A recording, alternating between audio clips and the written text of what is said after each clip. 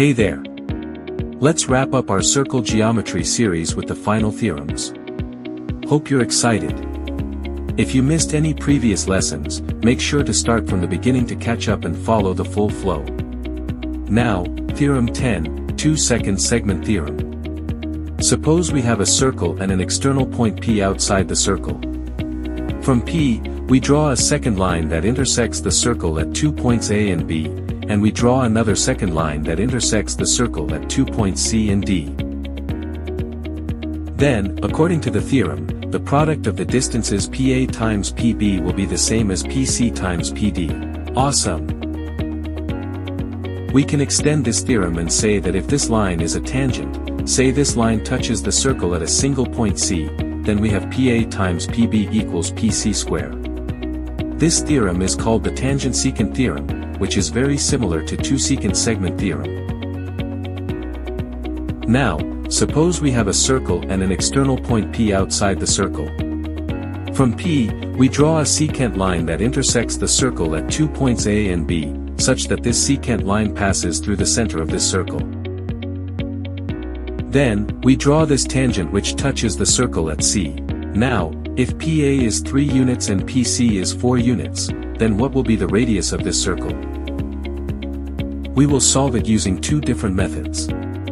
First, we will use tangent-secant theorem. Let us label the radius as r.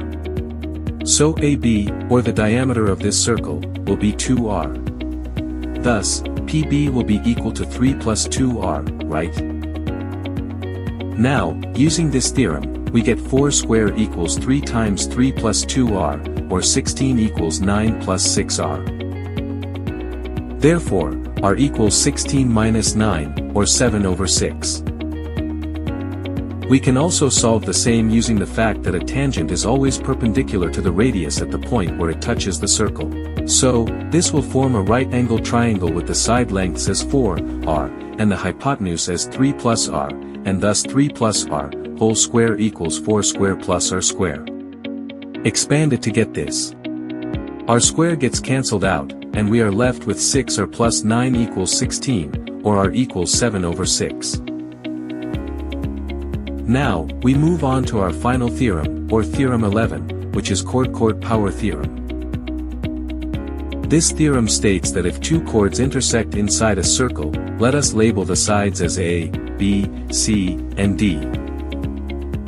The theorem says A times B will always be equal to C times D.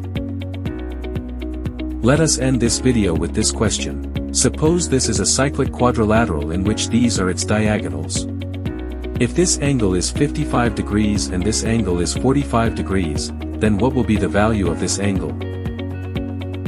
Okay, using our first theorem, we know that the angles subtended by the same arc are equal.